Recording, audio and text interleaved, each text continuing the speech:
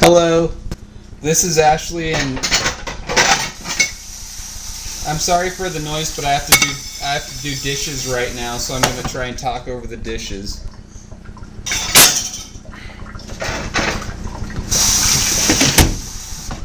Should shut the window because I'm talking about a very sensitive topic, which is witchcraft. But the house is empty right now, so it's a good time for me to do this video.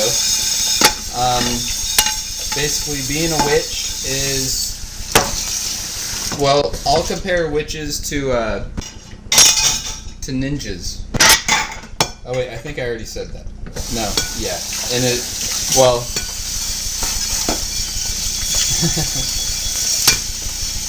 Anyways, sorry, I'm getting distracted.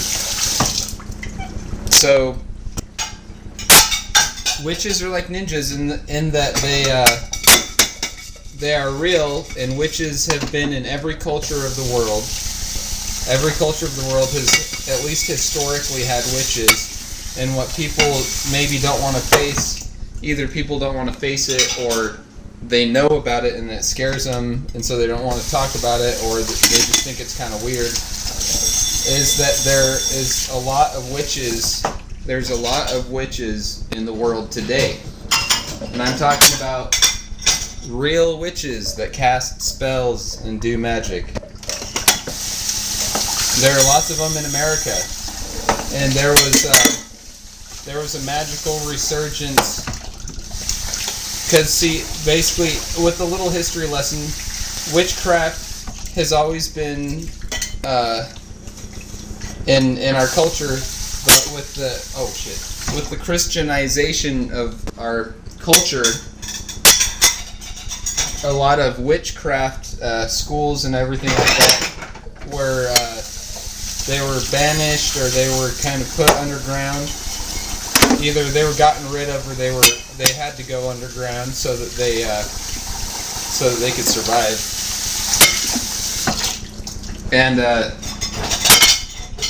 so there was a Christianization, and especially there was a Puritanization of America with the Pilgrims and everything, and the slaughtering of the Native Americans and all that. And so we're just now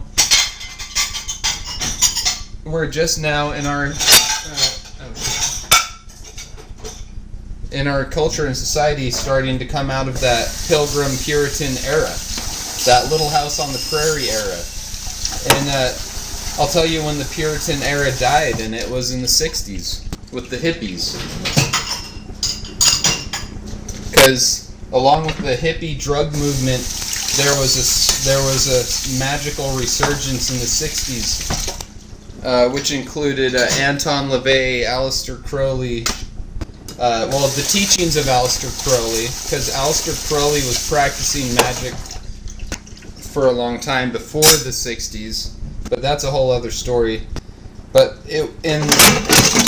with Wicca and with Satanism, which Satanism was, or LaVeyan Satanism, or atheistic Satanism, was started in 1969, or no, 1966, and then the Satanic Bible was released in 1969, and there was three major influences on magic in the 60s and everything, in America, that is. And one thing was Wicca, which was started by Gerald Gardner, and which was based on older religions and other magical orders. There was Satanism, or atheistic Satanism, which was started by Anton LaVey, and then there's Thelema, which was started by the wickedest man in the world, Aleister Crowley. Which, that was his title. I don't know if he was wicked or not. He was a drug fiend, though. He was a drug addict.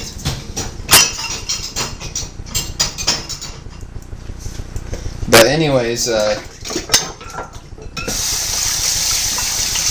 And so those are the three major influences.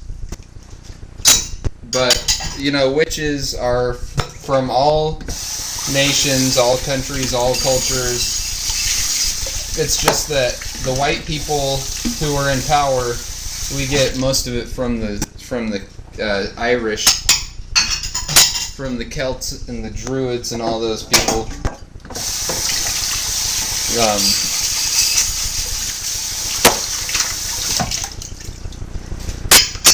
But the point I was trying to make, how far am I into it? 5 and the point I was going to make is that not all witches practice witchcraft. What a witch is, by my definition, is a witch is someone who knows how to use magic.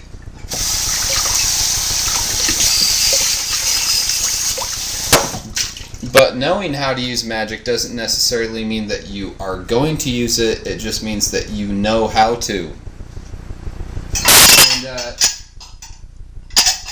And I'm not talking about levitating off the ground and making things disappear, although I think that kind of stuff is possible, but it would be easier to just let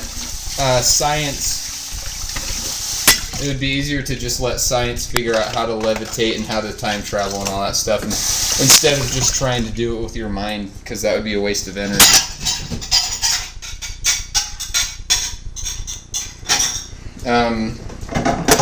But magic is the use of your will and the use of imagery, intense imagery, intense in either a positive or a negative way, or intense in a neutral way, in order to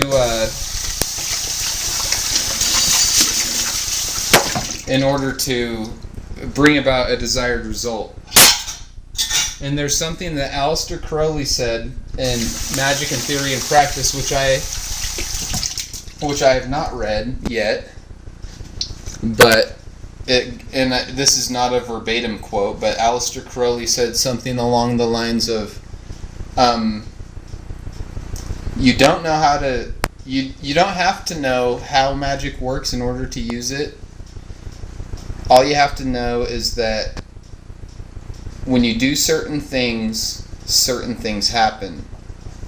And so the major people would say it's the law of attraction that plays a role in it, and another law that plays a role in it, which people usually don't talk about, but is just as powerful as the law of attraction as the law of repulsion, which is the repelling away of things or banishing of things. But with those two laws are part of a greater law, and it's the greatest law that rules our physical universe, which is the law of cause and effect.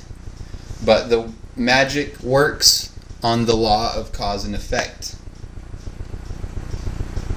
If I had to say what magic is, it's knowing how to use imagery, knowing how to invoke emotion, knowing how to do certain things to bring about a certain result.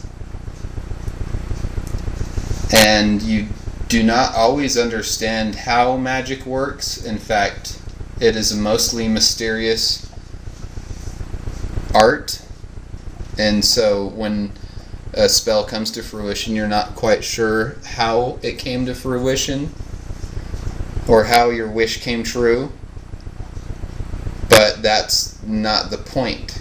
You don't have to know how magic works.